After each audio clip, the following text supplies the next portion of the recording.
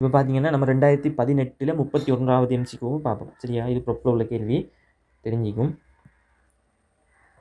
பார்த்தீங்கன்னா நமக்கு தெரியும் இப்படி ஒரு குழாய் இருக்குது. சரி, அந்த குழாயினூடாக திரவம் அசைய பார்க்குதுன்னு வைப்போம். திரவம் அசைய பார்க்கும்போது எப்பயுமே ஞாபகம் வச்சுக்கோ, இந்த திரவம் வந்து அதாவது இந்த திரவம் வந்து ஓரத்தில் வைக்கிற மூலக்கூறுகளோட வந்து என்ன செய்யும்னா முதல்ல அது ஒட்டிக்கொள்ளும். சரியா?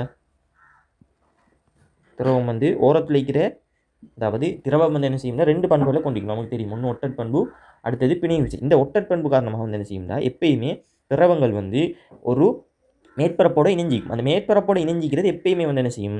ஓய்வில் ஈக்க பார்க்கும். இதுதான் அடிப்படை கான்செப்ட். சரியா? இதே இது திரவம் அசைஞ்சாலும் சரி, இப்போ திரவம் எல்லாம் வந்து இங்கால போகுதுன்னு வைப்போம்.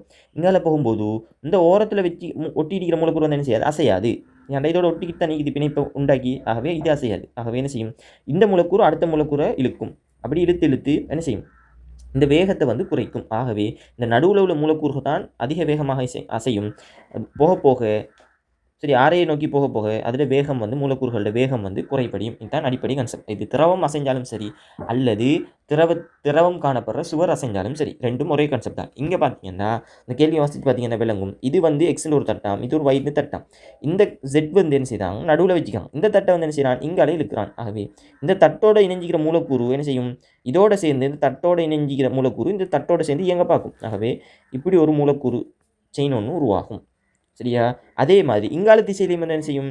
இந்த தட்டோடு இணைஞ்சிக்கிறது இங்கால இயங்க பார்க்கும்.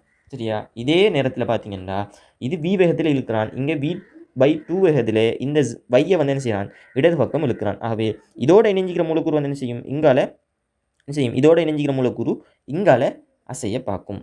சரியா? இங்கால அசைய பார்க்கும். அதாவது இங்கால இசைய பார்க்கும். இந்த மூலக்கூறு இங்கால அசைய பார்க்கும். இதெல்லாம் வந்து என்ன செய்யும்? இங்கால அசைய பார்க்கும். சரியா? இதுவும் இங்கால செய்யும், இங்கால செய்யும். சரி, எப்படி பார்த்தோம்னா நமக்கு இருக்கிற ஒரே ஒரு ஆன்சர். எத்தனாவது ஆன்சர்? 5வது ஆன்சர்.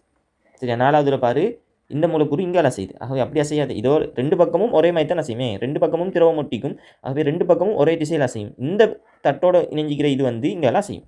சரி, அதுலேயும் நல்லா உன்னிப்பாக பார்த்தீங்கன்னா அந்த v/2க்குரிய வேகம் இது v வேகத்தால் இணைங்கிறதால இதுக்கு பெரிய துண்டும், இது v/2ல இணைங்கிறதால இதுக்கு ஒரு சின்ன துண்டும் மூலக்கூறுகள் இணைஞ்சு காணப்படுது. சரியா? ஆகவே இதில் இதுக்கு அடிப்படை கான்செப்ட் நீங்கள் விளங்கணும்.